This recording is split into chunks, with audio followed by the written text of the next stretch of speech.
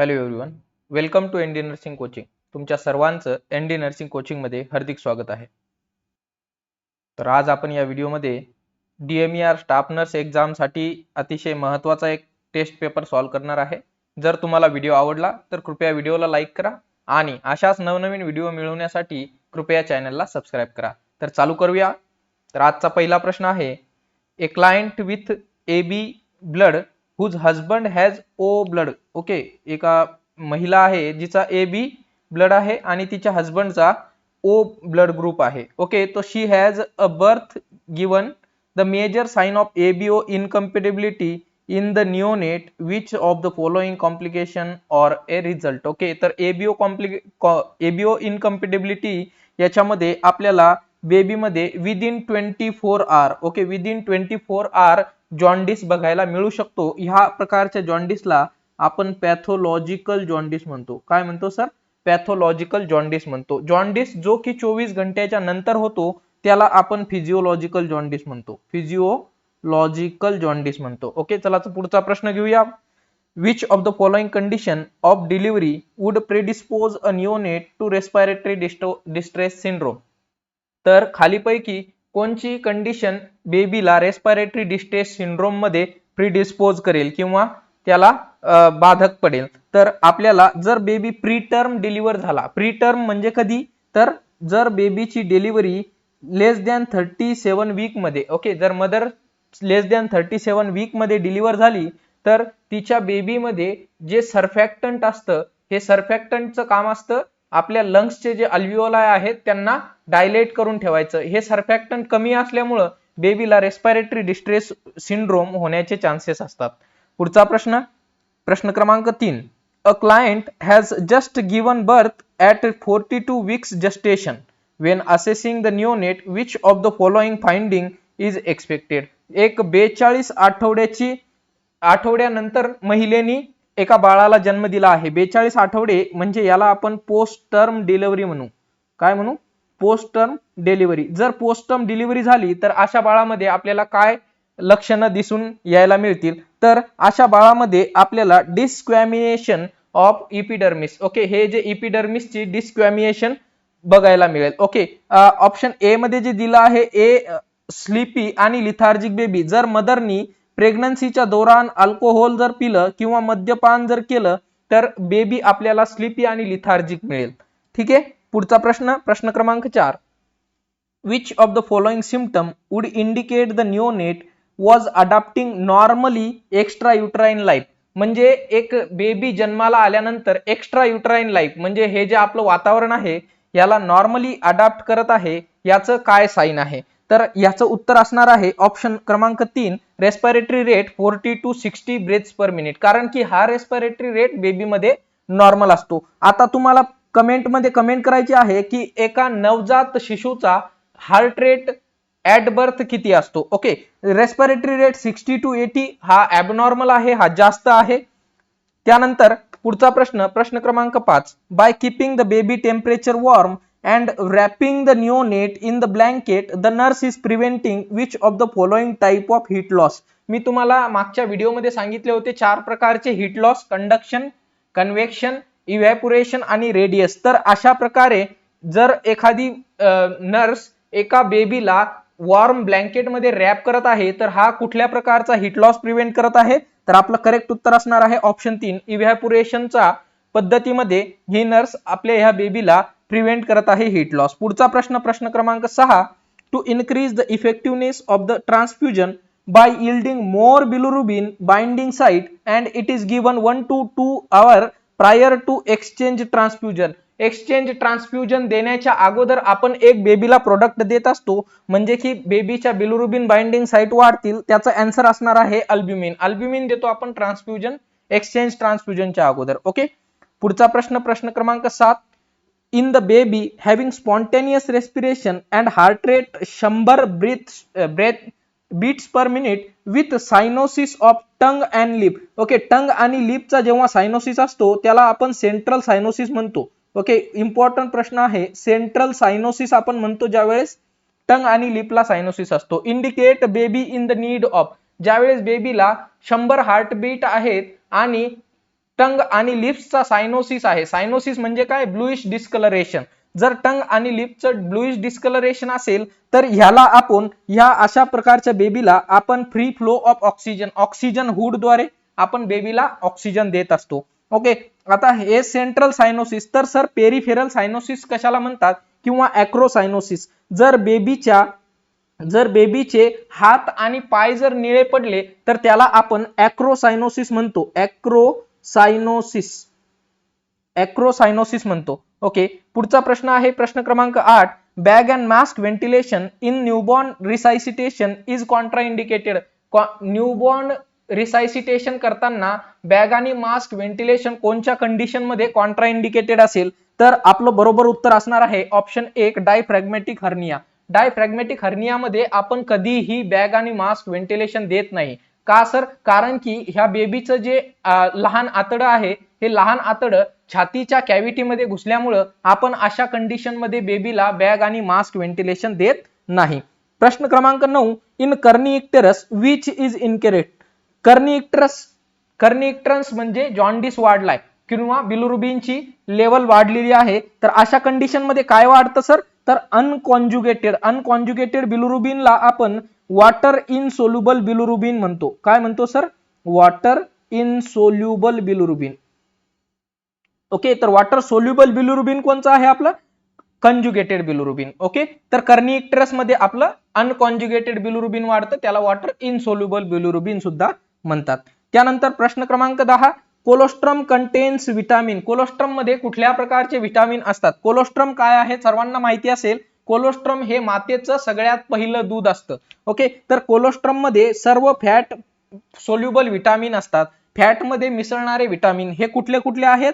तर आपल्याला माहिती पाहिजे ए, डी, ई आणि के हे फॅट सोल्युबल 4 विटामिन्स आहेत. पुढचा प्रश्न घेऊया. प्रश्न क्रमांक 11. Complication of administering high concentration of oxygen to a newborn. जर आपण न्यूबॉर्नला हाय कॉन्सन्ट्रेशन ऑफ ऑक्सिजन दिला तर न्यूबॉर्न मध्ये रिट्रोलेंटल फायब्रोप्लेसिया, ओके, रिट्रोलेंटल फायब्रोप्लेसिया हा डिसीज होण्याची शक्यता असते. पुढचा प्रश्न आहे प्रश्न क्रमांक 12. सिक्लर निजार सिंड्रोम हा कशाच्या डिफिशियन्सीमुळे होतो? तर हा सिक्लर निजार सिंड्रोम हा G6PD म्हणजे ग्लुटामेट, याचा फुल फॉर्म आहे ग्लुटामेट 6 फॉस्फेट डिहायड्रोजिनेज. ओके, जर याची डेफिशियन्सी असेल तर सिक्लर निजार सिंड्रोम होत असतो. पुढचा प्रश्न क्रमांक 13. When shock occurs as a result of allergic reaction it is non as. जर ॲलर्जिक रिॲक्शन मुळे जर शॉक झाला तर त्याला आपण एनाफायलॅक्टिक शॉक म्हणतो. सेप्टिक शॉक म्हणजे काय? जर पेशंटला ब्लड मध्ये सिव्हिअर इन्फेक्शन जर झालं तर त्याला आपण सेप्टिक शॉक म्हणतो. कार्डिओजेनिक शॉक म्हणजे आपलं जर हार्ट कॉन्ट्रॅक्ट होण्याचं बंद झालं तर त्याला आपण कार्डिओजेनिक शॉक म्हणतो. जर एखाद्या पेशंट मध्ये ब्लड जास्त वाहून गेलं किंवा ब्लड लॉस झाला तर अशा कंडिशनला आपण हायपोव्हॉलॅमिक शॉक असं म्हणतो. चला पुढचा प्रश्न क्रमांक 14. Complication of angiography is. एंजिओग्राफीचं एक महत्वाचं कॉम्प्लिकेशन असतं. ऑप्शन नंबर 1 त्याचं उत्तर आहे आर्ट्रियल ऑक्लुशन. ओके, आर्ट्रियल ऑक्लुशन म्हणजे आर्टरी बंद पडणे किंवा चिपकून जाणे. ओके, हे कॉम्प्लिकेशन आहे एंजिओग्राफीचं. प्रश्न क्रमांक 15. हायपोकॅलेमिया मीन्स. हायपो म्हणजे कमी होणे, कॅलेमिया म्हणजे पोटॅशियम. तर आपल्याला बरोबर उत्तर असणार आहे decrease level of potassium. Hypokalemia म्हणजे decrease level of potassium. Okay, increase level of potassium म्हणजे हायपरकॅलेमिया. हायपरकॅलेमिया म्हणजे इनक्रीज लेवल ऑफ पोटॅशियम. जर डिक्रीज लेवल ऑफ सोडियम जर म्हणलं तुम्हाला तर याला म्हणतो आपण hyponatremia. Okay, decrease in blood level of blood calcium. तर ह्या ब्लड कॅल्शियम लेवलला कमी होण्याला आपण म्हणतो हायपोकॅल्सेमिया. चला पुढचा प्रश्न क्रमांक 16. असायटिस मीन्स. असायटिस म्हणजे आपल्या पेरिटोनियल कॅव्हिटी मध्ये फ्लुइड भरण्याला आपण असायटिस म्हणतो. याचं बरोबर उत्तर आहे ऑप्शन क्रमांक 2. Collection of fluid in the peritoneal कॅव्हिटीला आपण असायटिस म्हणतो. जर एखाद्या pleural cavity, okay, collection of fluid in pleural cavity, याला प्लुरल कॅव्हिटीला म्हणतो आपण प्लुरल इफ्युजन. काय म्हणतो? Pleural effusion. Okay, pleural cavity कुठे असते? आपल्या जे लंग्सची कव्हरिंग आहे त्याला आपण प्लुरा म्हणत असतो. जर त्या कॅव्हिटीमध्ये फ्लुइड अक्युमुलेट झालं तर त्याला आपण प्लुरल इफ्युजन म्हणतो. जर collection of fluid in a pericardial म्हणजे हार्टची जी कव्हरिंग आहेत याच्या कव्हरिंग मध्ये जर फ्लुइड कलेक्ट झालं तर त्याला आपण पेरिकार्डियल इफ्युजन म्हणतो. पेरिकार्डियल इफ्युजन म्हणतो. ओके, प्रश्न क्रमांक 17.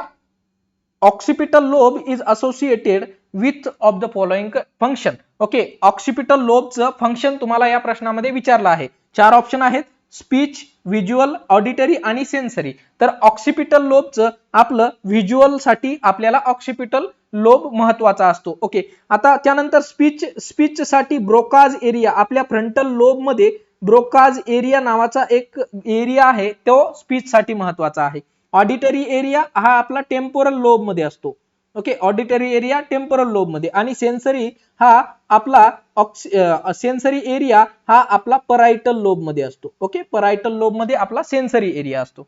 पुढचा प्रश्न घेऊया, प्रश्न क्रमांक 18. Digoxin is the drug of choice in. Okay, digoxin कोणत्या कंडिशन मध्ये आपण देतो? तर ज्या पेशंटला हार्ट फेल्युअर असेल. आता हा डिगॉक्सिन काय करतो? तर आपल्या हार्टचं कॉन्ट्रॅक्शन वाढवतो. चला पुढचा प्रश्न घेऊया, प्रश्न क्रमांक 19. Content of rigid cranium is. Rigid क्रॅनियमचं काय कंटेंट असतं? तर रिजिड क्रॅनियम मध्ये आपल्याला ब्रेन टिश्यू पण बघायला मिळतात, स्काल्प पण ब्रेन टिश्यू, ब्लड आणि सीएसएफ बघायला मिळतं. आपल्याला एक्सेप्ट विचारला आहे तर एक्सेप्ट स्काल्प नसते. ओके, तर आपलं बरोबर उत्तर असणार आहे ऑप्शन 2. प्रश्न क्रमांक 20. False sensory perception in absence of real external stimuli. Absence म्हणजे की एक्सटर्नल स्टिम्युलाई नसताना सुद्धा आपल्याला फॉल्स परसेप्शन होणं, त्याला आपण हॅल्युसिनेशन म्हणतो. जर इथे प्रेझेन्स जर दिला असतं तर आपलं उत्तर इल्युजन आलं असतं. ओके, आणि डिल्युजनचा अर्थ होतो की आपले fix false belief. Okay, fixed false belief याला आपण डिल्युजन म्हणतो. ओके, चला पुढचा प्रश्न घेऊया, प्रश्न क्रमांक 21. The nurse interpret a patients fear of being in situation or a place that may be difficult or embarrassing to the level as a evidence of. तर अशा पेशंट मध्ये आपल्याला सोशल फोबिया ही कंडिशन दिसते. ओके, अगोराफोबिया म्हणजे काय? तर agoraphobia म्हणजे की ओपन स्पेसची भीती वाटणे. ओके, ओपन स्पेसेसची भीती वाटणे याला आपण अगोराफोबिया म्हणतो. ओके, चला पुढचा प्रश्न घेऊया, प्रश्न क्रमांक 22. The nurse is assessing a patient who describe flash blank of extremely terrifying आणि painful experience in which she saw 100 of people die in a airline crash which is. Okay, एका पेशंटनी 100 लोक डेथ झालेली पाहिलेत मागच्या काही दिवसांमध्ये. तर अशा पेशंट मध्ये कुठली डिसऑर्डर आपल्याला बघायला मिळेल? तर याला आपण म्हणतो पोस्ट ट्रॉमॅटिक. म्हणजे एखादा ऍक्सिडेंट किंवा अपघात पाहिल्यानंतर पेशंटला भीती वाटणं, ह्याला आपण पोस्ट ट्रॉमॅटिक स्ट्रेस डिसऑर्डर असं म्हणत असतो. ओके, पुढचा प्रश्न घेऊया, प्रश्न क्रमांक 23. Primary focus of emergency care. तर इमर्जन्सी केअरचा प्रायमरी फोकस असतो क्रायसिस स्टॅबिलायझेशन. क्रायसिसला स्टेबल करणं ह्याला ह्या इमर्जन्सी केअरचा प्रायमरी फोकस असतो. प्रश्न क्रमांक 24. Atmospheric pressure is important in the process of. Atmospheric pressure कुठल्या प्रोसेस मध्ये महत्वाचं असतं? तर आपण जी ब्रीदिंग करतो या ब्रीदिंग साठी ऍटमॉस्फेरिक प्रेशर महत्वाचं असतं. पुढचं एखादा हाच याच्यामध्येच तुम्हाला दुसरा प्रश्न पण विचारला जाऊ शकतो की आपलं नॉर्मल ऍटमॉस्फेरिक प्रेशर आपल्यावर किती आहे, म्हणजे वातावरणाचा दाब आपल्यावर किती आहे? तर आपल्यावर 1 किलो पास्कल एवढा वातावरणाचा दाब आपल्या शरीरावर आहे. ओके, पुढचा प्रश्न घेऊया, प्रश्न क्रमांक 25. The carbon atom is important in bioscience because we all are. Carbon का महत्वाचा आहे? कारण की आपण सर्व काही कार्बननी बनलेला आहे. ह्या पृथ्वी तलावर जेवढ्या सगळ्या गोष्टी आहेत ह्या सर्वात जास्त कार्बन ॲटमनी बनलेल्या आहेत. ओके, पुढचा प्रश्न घेऊया, प्रश्न क्रमांक 26.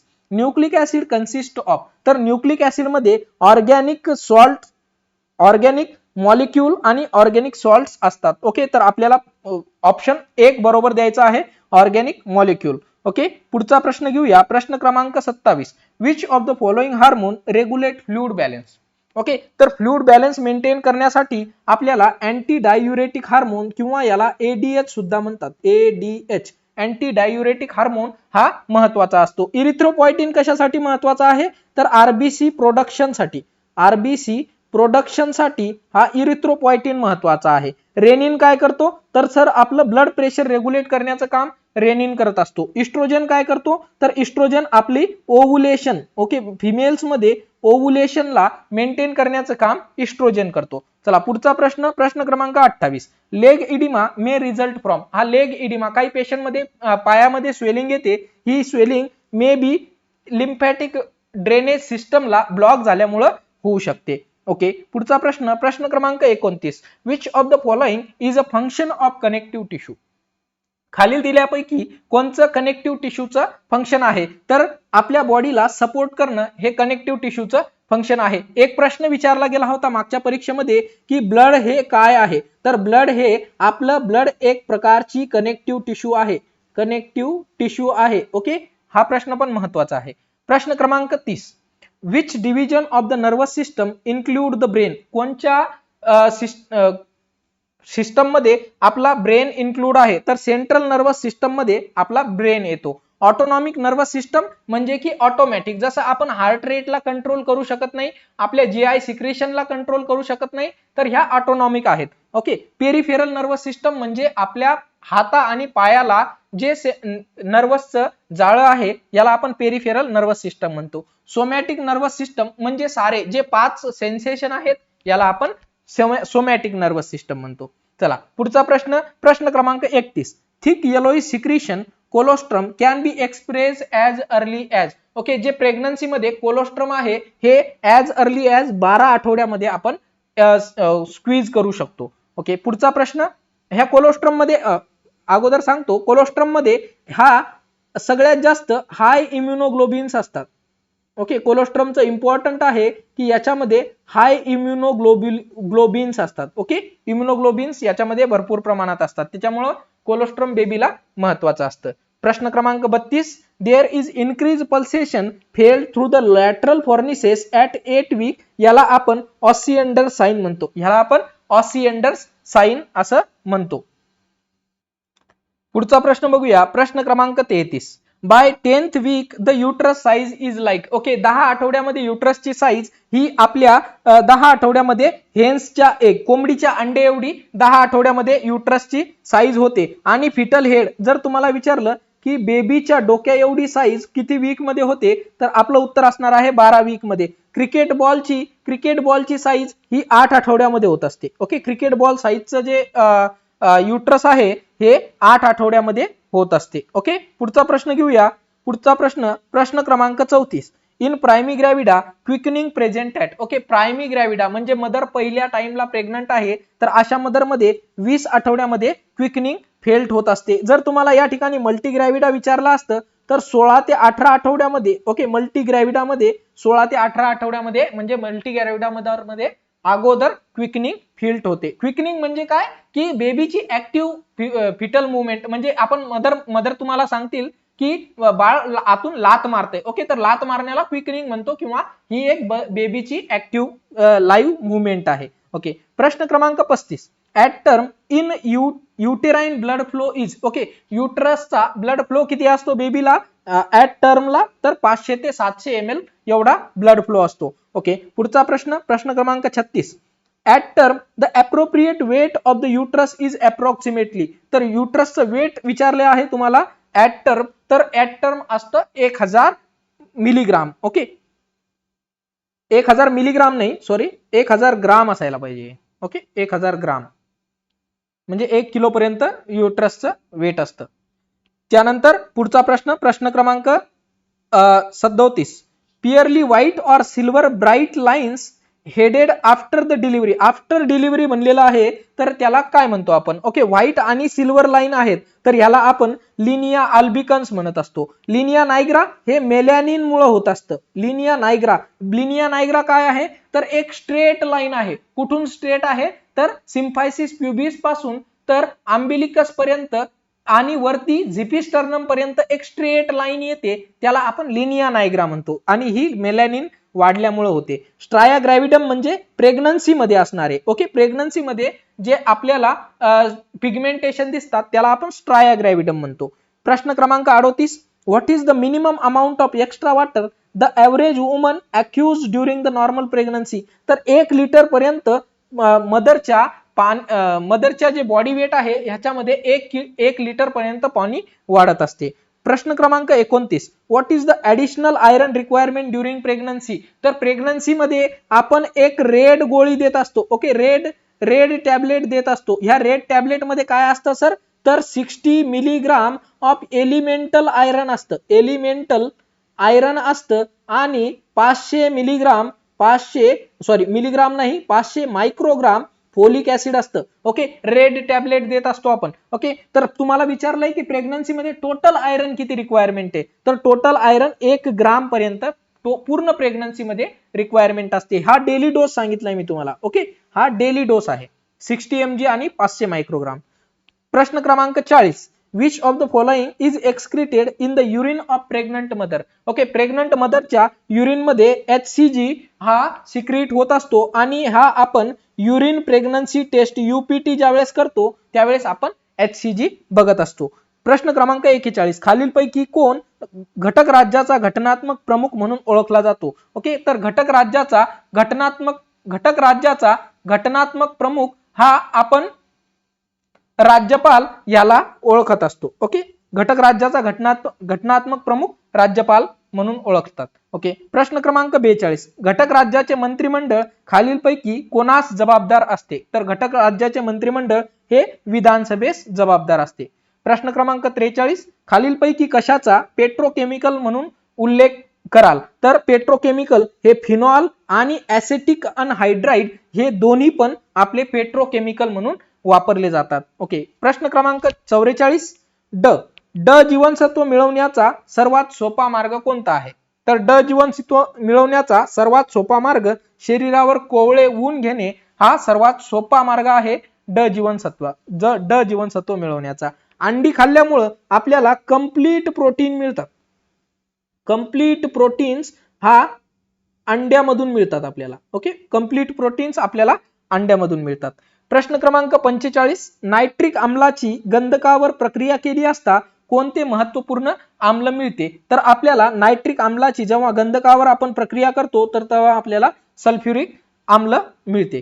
त्यानंतर प्रश्न क्रमांक 46, 1854 चा वूडचा खलिता हा कोणत्या विषयाशी संबंधित होता. तर 1854 मध्ये जो वूडचा खलिता झाला होता हा शिक्षणाशी संबंधित होता. ओके, प्रश्न क्रमांक 47, खालीलपैकी कोणत्या कायद्याने ब्रह्मदेश भारतापासून वेगळा केला होता. आता जर तुम्हाला ब्रह्मदेशच माहित नसेल कोणता आहे तर ब्रह्मदेश आता सध्या जो म्यानमार आहे याला आता आपण पहिले ब्रह्मदेश म्हणायचे. तर 1935 चा जो कायदा झाला होता त्या कायद्यामध्ये म्यानमार हा भारतापासून वेगळा झाला होता. ओके, प्रश्न क्रमांक 48, सन 2018 च्या व्ही शांताराम जीवन गौरव पुरस्काराचे मानकरी कोण आहेत. ओके, सन 2018 च्या व्ही शांताराम जीवन गौरव पुरस्काराचे मानकरी हे विजय चव्हाण आहेत. प्रश्न क्रमांक 49, सन 2018 च्या 65व्या राष्ट्रीय चित्रपट पुरस्कारांमध्ये या चित्रपटाने सर्वोत्कृष्ट बाल चित्रपटाचा पुरस्कार पटकाविला आहे. ओके, तर मोरक्या हा जो चित्रपट आहे याने सर्वोत्कृष्ट बाल चित्रपटाचा पुरस्कार मिळवला आहे. प्रश्न क्रमांक 50, सन 1940 च्या वैयक्तिक सत्याग्रहातील पहिले सत्याग्रही कोण आहेत. वैयक्तिक विचारले तुम्हाला. ओके, तर वैयक्तिक सत्याग्रह जर विचारला तर आचार्य विनोबा भावे हे पहिले सत्याग्रही होते. प्रश्न क्रमांक 51, सन 1930 मध्ये अंमलात आलेला शारदा कायदा हा कशाशी संबंधित होता. तर शारदा कायदा हा बाल विवाहाशी संबंधित होता. अतिशय महत्वाचा प्रश्न आहे, DMER मध्ये विचारला जाऊ शकतो. ओके, प्रश्न क्रमांक 52, संसद अधिवेशन चालू नसतानाच्या काळात शासनाला एखाद्या नैसर्गिक संकटावर आलेला खर्च कशातून भागवता येतो. फॉर एक्झाम्पल, जर समजा संसद अधिवेशन चालू नाहीये, जर एखादा भूकंप झाला किंवा फ्लड आला तर अशा वेळी आपण आकस्मिक निधी वापरू शकतो. प्रश्न क्रमांक 53, संधी प्रकाश हे कशाचे उत्तम उदाहरण आहे. तर संधी प्रकाश हे प्रकाशाचे प्रकिरण याचे अत्यंत उत्तम उदाहरण आहे. प्रश्न क्रमांक 54, राष्ट्रीय सभेतील मवाळ गट व जहाल गट यांच्यातील समेट कोणत्या अधिवेशनात घडून आला? मवाळ गट व जहाल गट, तर 1916 मध्ये जो लखनौ करार झाला होता त्याच्यामध्ये मवाळ गट व जहाल गट यांच्यामध्ये समेट घडून आला होता. प्रश्न क्रमांक 55, अंत्योदय अन्न योजने अनन्वये दारिद्र्य रेषेखालील पात्र कुटुंबास प्रति किलो या दराने गहू व प्रति किलो या दराने तांदूळ पुरवला जातो. ओके, तर 2 रुपये प्रति किलो गहू आणि 3 रुपये प्रति किलो तांदूळ ह्या दराने अंत्योदय अन्न योजनेमध्ये पुरवला जातो. ओके, दारिद्र्य रेषेखालील लोकांसाठी. त्यानंतर प्रश्न क्रमांक 56, वर्तमान काळचे वाक्य ओळखा. वर्तमान काळ, ओके, वर्तमान काळ म्हणजे सध्या चालू असलेला काळ, तर याचं उत्तर असणार आहे ऑप्शन 2. मी कशाला बोलवतो आहे हे बरोबर उत्तर आहे. बोलवतो आहे म्हणजे सध्या चालू आहे. ओके, प्रश्न क्रमांक 57, दीर्घ उत्तरी यापासून योग्य शब्द तयार करा. दीर्घ उत्तरी यापासून एक जर शब्द आपण तयार केला तर आपलं बरोबर उत्तर येईल ऑप्शन 1 दीर्घोत्तरी होईल. ओके, प्रश्न क्रमांक 58, पुढीलपैकी कोणते कर्मधारय समासाचे उदाहरण नाही? कर्मधारय समासाचे कोणतं उदाहरण नाहीये? तर राम आणि लक्ष्मण हे कर्मधारय समासाचं उदाहरण नाहीये. प्रश्न क्रमांक 59, अधोरेखित प्रत्यय कोणत्या विभक्तीचे आहेत? ओके, तर जे खाली दिलेले अंडरलाईन केलेले आहेत हे कोणत्या विभक्तीचे आहेत? त्याने वाघाची शिकार केली. ओके, तर त्याने कोणचा आहे? त्याने म्हणजे ना पहिली आहे ना दुसरी आहे, हा तिसरा येतो. ओके, त्याने हा तिसरा येतो आणि वाघ जो आहे हा षष्ठी येईल. ओके, तर आपलं करेक्ट उत्तर असणार आहे ऑप्शन 2. पुढचा प्रश्न क्रमांक 60, भावे प्रयोग नसलेले वाक्य ओळखा. तर भावे प्रयोग नसलेले वाक्य हे आहे ऑप्शन 1. ओके, ऑप्शन 1, तिने बाहुली उंच उडवून झेलली. ओके, उंच उडवून झेलली. भावे म्हणजे ज्याच्यात भाव नाहीये. ओके, तर भाव नाहीये तर बाकीच्या ऑप्शन मध्ये भाव दिसत आहे, जसा की आवडत मध्ये आवडणे हा एक भाव आहे. ओके, चिडवणे हा पण एक भाव आहे. ओके, बघणे हा पण एक भाव आहे. ओके, तर हे सगळे भाव आहेत पण ऑप्शन 1 मध्ये कुठलाही भाव नाही आहे. ओके, प्रश्न क्रमांक 61, कर्तरी प्रयोग ओळखा. तुम्हाला खालील दिलेल्या वाक्यामध्ये कर्तरी प्रयोग ओळखायचा आहे. मी कधीही कुकर्माला जाणार नाही हे याचं बरोबर उत्तर असेल. प्रश्न क्रमांक 62, पुढील शब्दांमधून समानार्थी नसलेला शब्द ओळखायचा आहे तुम्हाला. ओके, तर समानार्थी नसलेला अग्नी, पावक आणि अनल हे सगळे शब्द आपण अग्नीला वापरतो पण वाहक हा अग्नीचा न वापरला जाणारा शब्द आहे. ओके, तर अग्नी, पावक आणि अनल हे आगीचे समानार्थी शब्द आहेत. चला पुढचा प्रश्न क्रमांक 63, कुसुम या शब्दाचा समानार्थी शब्द ओळखा. तर कुसुम याला पुष्प म्हणतात. ओके, तर पुष्पलाच आपण कुसुम पण म्हणतो.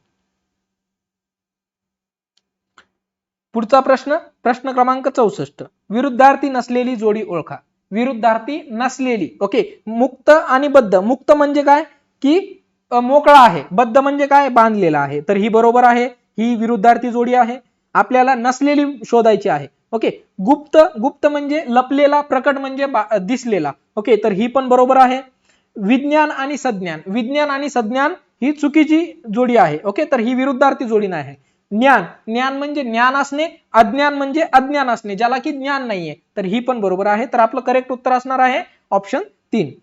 प्रश्न क्रमांक 65, ओके, संस्कृत भाषेतील उपसर्ग ओळखायचा आहे तुम्हाला. संस्कृत भाषेतला. ओके, तर हर, यथा, बे आणि दर. तर संस्कृत भाषेतील उपसर्ग हा आपला असणार आहे यथा. त्यानंतर प्रश्न क्रमांक 66, परी हा उपसर्ग पुढीलपैकी कोणत्या शब्दाला चालेल? परी हा उपसर्ग कोणत्या शब्दाला चालेल? तर परीला पत्रक हा उपसर्ग चालेल. प्रश्न क्रमांक 67, मराठी प्रत्यय ओळखायचा आहे तुम्हाला. ओके, तर मराठी प्रत्यय हा अळू आहे. ओके, अळू हा मराठी प्रत्यय आहे. प्रश्न क्रमांक 68, पुढील शब्दांतून तत्सम नसलेला शब्द ओळखायचा आहे. ओके, तत्सम नसलेला तुम्हाला शब्द ओळखायचा आहे. तर तत्सम आणि तद्भव हे दोन प्रकारचे वेगवेगळे शब्द असतात. ओके, तद्भव म्हणजे काय की संस्कृतमधून मराठी भाषेमध्ये जेव्हा एखादा शब्द उच्चारला जातो तेव्हा त्या शब्दाच्या मूळ शब्द रूपात जर बदल झाला तर त्याला आपण काय म्हणतो? तद्भव शब्द म्हणतो. काय म्हणतो? तद्भव शब्द म्हणतो. म्हणजे संस्कृत मधून एखादा जर शब्द आपण मराठीमध्ये घेतला, ओके, मराठीमध्ये घेतला आणि मराठीमध्ये घेताना या शब्दाच्या मूळ शब्दरूपात जर बदल झाला तर याला आपण तद्भव शब्द म्हणतो. याचंच उलट करून घ्या, तुम्हाला तत्सम शब्दाचं मीनिंग कळेल. ओके, तर तुम्हाला विचारलं होतं तत्सम शब्द नसलेला शब्द ओळखायला सांगितला होता तुम्हाला. ओके, तर तत्सम शब्द नसणारा शब्द आहे आपला गप्पांगण. ओके, पुढचा प्रश्न आहे तद्भव नसलेला शब्द. आता मी तुम्हाला सांगितलंय तद्भवचं मीनिंग, तर तद्भव नसलेला शब्द सांगा याच्यातला कोणता आहे, तर आपलं बरोबर उत्तर असणार आहे कारागार. चला पुढचा प्रश्न क्रमांक 70. क्रियापद ओळखायचंय तुम्हाला. ओके, तर क्रियापद आहे आपलं हसा. हसणे हे क्रिया आहे. ओके, तर आहे क्रियापद. प्रश्न क्रमांक 71. Choose the feminine gender. Okay, feminine म्हणजे स्त्रीवाचक. ओके, स्त्रीवाचक जेंडर आपल्याला शोधायचं आहे. जसं फॉक्स साठी फेमिनाइन जेंडर कुठला आहे, तर फॉक्स साठी हे फेमिनाइन जेंडर वायक्सेन आहे. ओके, वायक्सेन हे वापरलं, फिमेल फॉक्सला आपण वायक्सेन म्हणत असतो. ओके, तुम्हाला जे फेमिनाइन जेंडर आहेत वेगवेगळ्या प्रकारचे, हे मी आपल्या ऍप मध्ये अपलोड केलेले आहेत. स्टडी मटेरियल मध्ये तुम्ही हे सर्व इमेज बघून घेऊ शकता. ओके, पुढचा प्रश्न घेऊया. प्रश्न क्रमांक 72. Choose the word opposite in meaning to the given word. Okay, तर रोबस्टला तुम्हाला अपोजिट वर्ड, विरुद्धार्थी शब्द शोधायचा आहे. पहिलं तर रोबस्टचा आपल्याला अर्थ माहित पाहिजे. तर रोबस्टला आपण दणकट किंवा ताकदवान म्हणतो. ओके, दणकट किंवा ताकदवान म्हणतो. तर आता याचा विरुद्धार्थी शब्द शोधा. ओके, तर लाईट म्हणजे काय, हलका. ओके, लाईट म्हणजे हलका, तर हा याचा विरुद्धार्थी शब्द असेल. ओके, तर आपला बरोबर उत्तर असणार आहे ऑप्शन 3.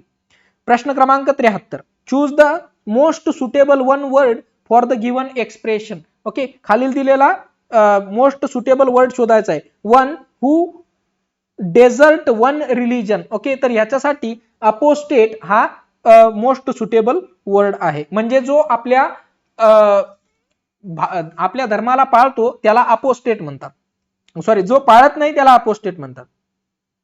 पुढचा प्रश्न क्रमांक 74. Identify the figure of speech in the following line. Okay, खाली दिलेल्या लाईन मध्ये फिगर ऑफ स्पीच बघायचा आहे.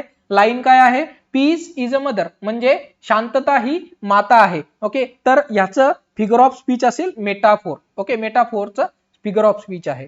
प्रश्न क्रमांक 75. Choose the correct question tag for the following sentence. खाली दिलेल्या वाक्याला क्वेश्चन टॅग तुम्हाला लावायचा आहे. वाक्य काय आहे, तर वाक्य आहे we did not have much money. आमच्याकडे एवढे पैसे नाही आहेत. डिड वी हा बरोबर उत्तर असेल. याला आपण क्वेश्चन टॅग लावू शकतो.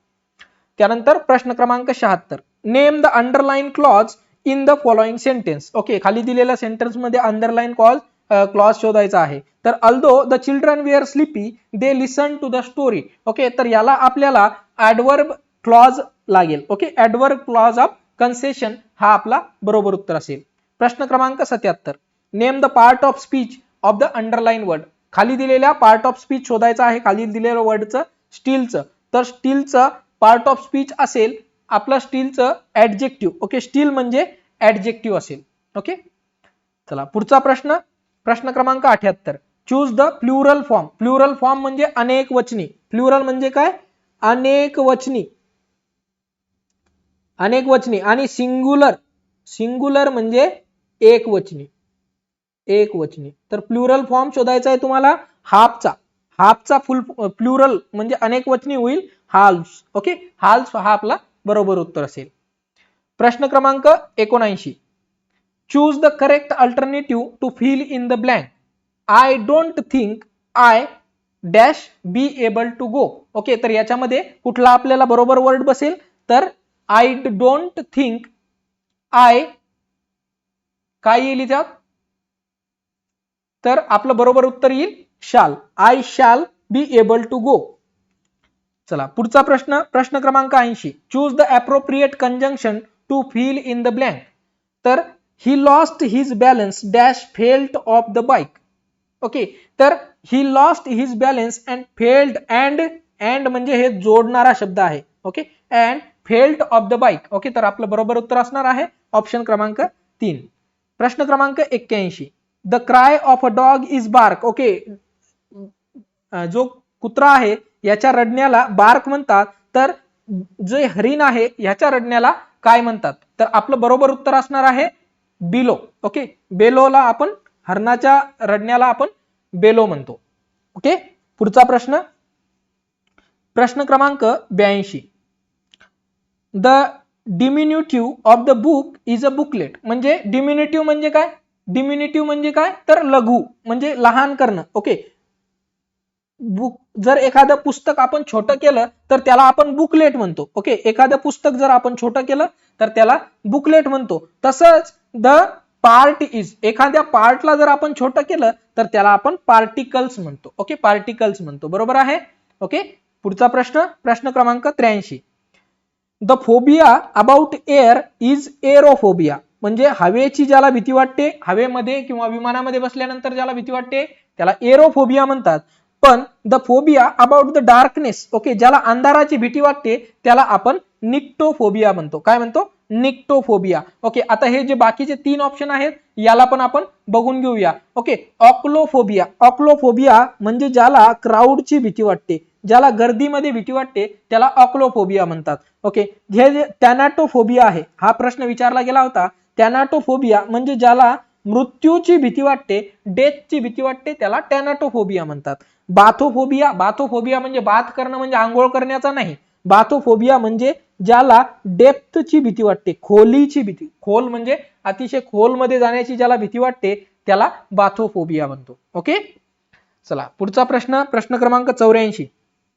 The word opposite in the meaning to the given word. Okay, opposite word शोधायचा आहे तुम्हाला चाइल्डचा. ओके, तर चाइल्डचा अपोजिट वर्ड असणार आहे प्रेज. पुढचा प्रश्न, प्रश्न क्रमांक 85. Find out which part of the sentence has an error. Okay, खालील दिलेल्या वाक्यामध्ये एरर कोणत्या सेंटेन्स मध्ये आहे? ऑप्शन ए आहे इट इज अनकम्फर्टेबल दॅट.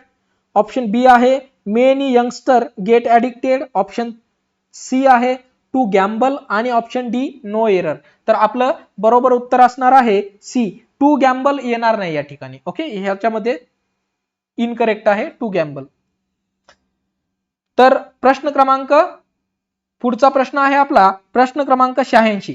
वरील दिलेल्या अक्षरमालेत ए नंतर टी किती वेळा आला आहे? ही जी अक्षरमाला दिलेली आहे, सॉरी, ही जी अक्षरमाला तुम्हाला या ठिकाणी दिलेली आहे याच्यामध्ये ए नंतर टी किती वेळा आला आहे हे तुम्हाला शोधायचं आहे. तर या ठिकाणी बघा, इथे आला आहे ए आणि टी 1 वेळा, त्यानंतर इथे पण आला आहे ए आणि टी 2 वेळा, आणि हे लास्टला आहे ए आणि टी 3 वेळा. तर आपलं बरोबर उत्तर असेल ऑप्शन क्रमांक 4.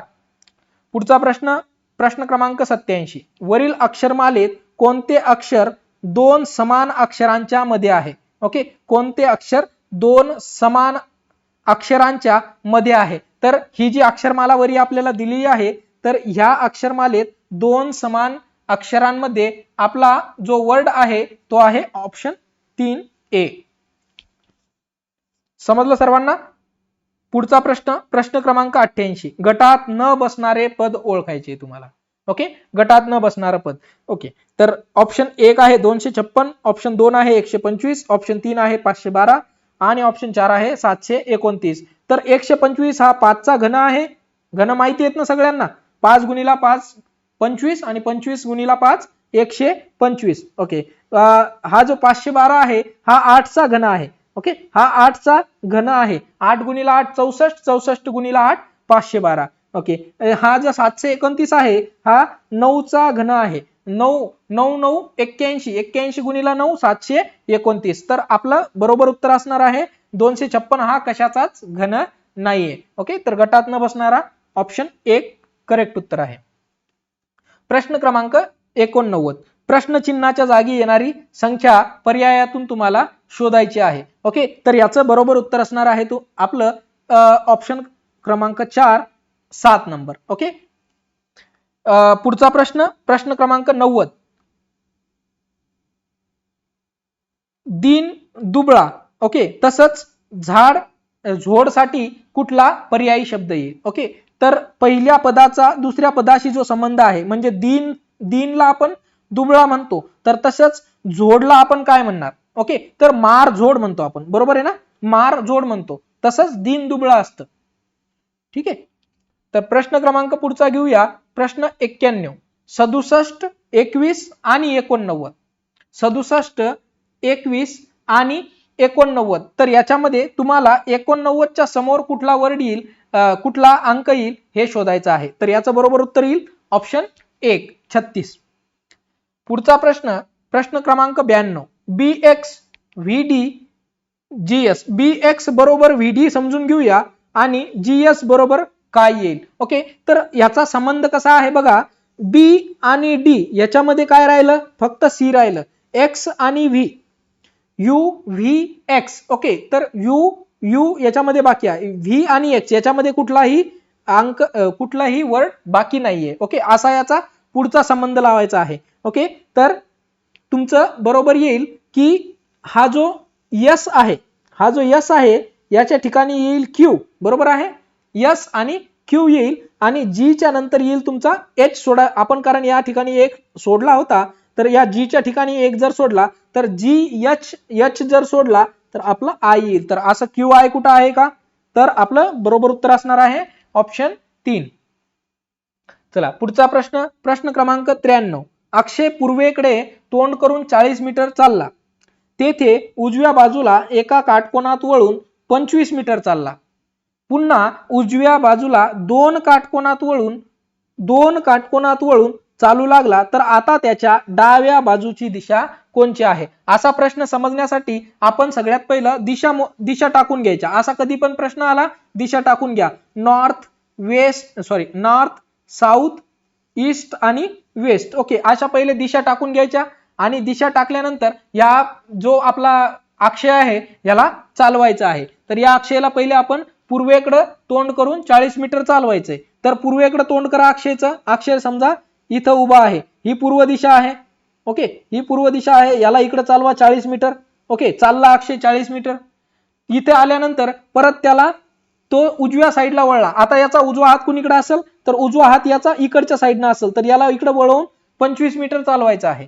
परत तो 2 वेळा काटकोनात वळला. काटकोन म्हणजे 90 अंशाचा कोन, तर 2 वेळा वळवा त्याला काटकोनात वळवलं सर, एकदा वळवलं इथं काटकोन तयार झाला, परत एकदा वळवलं इथं काटकोन तयार झाला, 2 वेळा काटकोनात वळला.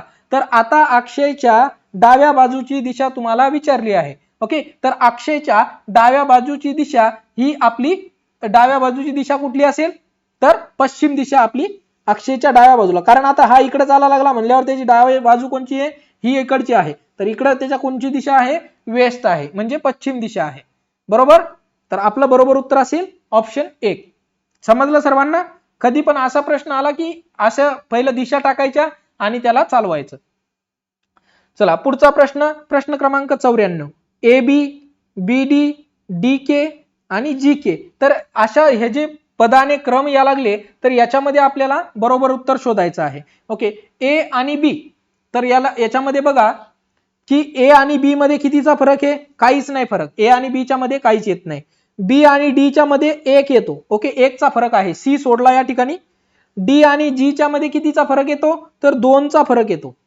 Okay, D A B C D झालं, E आणि F सोडला आणि G आला. त्याच्यानंतर G च्या नंतर 3 जेव्हा सोडतो तेव्हा K येतो. Okay, G H I J आणि त्याच्यानंतर K आला. ओके, तर आता K आपण इथं घेतला, आणि K च्या नंतर आपल्याला किती सोडायला लागतील, 4 शब्द सोडायला लागतील आणि येणारं आपलं बरोबर उत्तर असेल. तर K च्या नंतर काय येईल, K I J K L M N O आणि P ज्या ठिकाणी असेल तो आपला बरोबर उत्तर असेल. ओके, तर KP कुठं आहे, तर KP आपला ऑप्शन 2 मध्ये आहे. समजलं? तर पुढचा प्रश्न घेऊया, प्रश्न क्रमांक 95. 11, 12, 14, 18, 26 आणि 74. तर ह्याच्यामध्ये बरोबर जोडी तुम्हाला शोधायची आहे. जो प्रश्न क्रमांक आहे या ठिकाणी कुठलं अंक येईल, तर आपलं या प्रश्नाचं बरोबर उत्तर असणार आहे ऑप्शन 42, ऑप्शन क्रमांक 4, 42. पुढचा प्रश्न, प्रश्न क्रमांक 96. एका मुलीच्या रांगेत समोरून 14व्या क्रमांकावर असणाऱ्या सानिकाच्या मागे 9व्या क्रमांकावर उभी असणारी दिशा रांगेत मध्यभागी आहे. ही जी दिशा आहे, कोणची दिशा, ही दिशा आपल्या रांगेत मध्यभागी असल्यास त्या रांगेत एकूण किती मुली आहेत. ओके, असा प्रश्न सोडवण्यासाठी सगळ्यात पहिलं काय करायचं, एक रांग आहे. ओके, ही एक्स ही एक रांग आहे. ओके, या रांगेत 14 क्रमांकावर, मुलीच्या रांगेत 14 क्रमांकावर ही सानिका आहे. ओके, हिला लिहू इथे सानिका आणि हिचा क्रमांक लिहू आपण 14. या सानिकाचा 14वा नंबर आहे आणि ह्या 14व्या क्रमांकाच्या माग, या सानिकाच्या माग ही लाईनची समोरची बाजू आहे, ही मागची बाजू आहे बरं का. तर ह्या सानिकाच्या 9व्या क्रमांकावर, तर इथं समजा मानून घेऊया हा 14च्या मागे 9, तर 14च्या मागे 9 किती होतील आपले, 23 होतील बरोबर. 23 होतील, 14 आणि 9 23. तर 23व्या क्रमांकावर समजा ही दिशा उभी आहे. तर आता 23 जर अर्ध्या असतील, कारण तुम्हाला सांगितलं इथं की मध्यभागी आहे दिशा, मध्यभागी म्हणजे दिशाच्या पुढं किती असतील 23, माग 23. तर माग 23 पुढं 23, पण ह्या दिशाची पण आपल्याला अंक मोजायला लागेल, दिशाला पण पकडायला लागेल ना. तर जर दिशा 23व्या नंबरवर आहे, मधात आहे, तर 23 गुणिले 2 किती होतील 46. परंतु आपल्याला दिशाचा नंबर पण पकडायचा आहे, तर आपलं बरोबर उत्तर येईल 46 - 1 45. समजलं सर्वांना. ओके, अशाच प्रकारचे प्रश्न सोडवायचे आपल्याला. पुढचा प्रश्न घेऊया, प्रश्न क्रमांक 97. संख्या मालिकेतील चुकीची संख्या तुम्हाला ओळखायची आहे. ओके, तर संख्या मालिकेतील चुकीची संख्या तुम्हाला शोधायची आहे. तर शोधा. तुम्हाला संख्या मालिका दिलेली आहे 11, 14, 20, 23, 31, 32 आणि 38. तर संख्या मालिकेतील चुकीची संख्या तुम्हाला शोधायची आहे. तर तुमचं बरोबर उत्तर येईल 31. ओके, 31 हे तुमचं बरोबर उत्तर येईल. चला पुढचा प्रश्न, प्रश्न क्रमांक 98. इंट्रोडक्शन या शब्दातील अक्षरे घेऊन बनवलेले अर्थपूर्ण शब्द खाली दिले आहेत. ओके, तर त्यापैकी कोणत्या शब्दातील एक किंवा अधिक अक्षरे वर दिलेल्या शब्दातील नाहीत. ओके, तर ह्याच्या इंट्रोडक्शन मधून खाली हे ऑप्शन घेतलेले आहेत. तर याच्यामध्ये कुठल्या एका शब्दात वरच्या ह्यामधला कुठल्या एका ऑप्शन मधला एक शब्द याच्यामध्ये नाहीये. तर बघा IRON, आय आहे, आर आहे, ओ आहे आणि एन पण आहे. ओके, तर IRON वरच्या याच्यात आहे सगळ्या याच्यात. युनियन, UNO आणि आय आणि एन सर्व आहेत, युनियन पण आहे त्याच्यामध्ये. त्यानंतर आय आहे, एन आहे, टी आहे, ई नाहीये. ओके, ई नाहीये इंट्रोडक्शन मध्ये, ई कुठंच नाहीये, म्हणजे हे आपला उत्तर बरोबर असणार आहे. समजलं. ओके, TINT पण आहे त्याच्यामध्ये. त्यानंतर पुढचा प्रश्न आहे 99 नंबरचा, काही रस्ते झाडे आहेत, सर्व सायकली झाडे आहेत. तर तुम्हाला विचारलंय खालील प्रश्नामध्ये प्रथम 2 विधाने दिली आहेत, त्या विधानांवरून पुढे दिलेल्या पर्यायी अनुमानांपैकी अधिक योग्य अनुमान तुम्हाला निवडायचं आहे. तर काही रस्ते झाडे आहेत आणि सर्व सायकली पण झाडे आहेत, तर तुम्हाला बरोबर उत्तर येईल ऑप्शन क्रमांक 1, काही झाडे सायकली नाही, सायकली आहेत. ओके, कारण सर्व सायकली झाडे असल्या म्हणल्यावर की काही सायकली पण झाडेच असतील ना. चला शेवटचा प्रश्न आहे प्रश्न क्रमांक 100. सर्व बटाटे कांदे जर असतील तर एकही कांदा लसूण नाही. ओके, तर याचं उत्तर असणार आहे बरोबर एकही बटाटा लसूण नसणार आहे, कारण सर्व बटाटे जर कांदे असतील तर एकही कांदा लसूण नाहीये, तर मग आपला बटाटा काय आहे, लसूण नसणार आहे. ओके, समजलं. तर अशा प्रकारे आपण एक 100 मार्काची एक DMER ची सराव प्रश्नपत्रिका बघितली आहे. जर तुम्हाला व्हिडिओ आवडला असेल तर कृपया व्हिडिओला लाईक करा आणि अशाच नवनवीन व्हिडिओ बघण्यासाठी चॅनलला सबस्क्राइब करा. धन्यवाद. Thanks for watching. Don't forget to subscribe ND Nursing Coaching.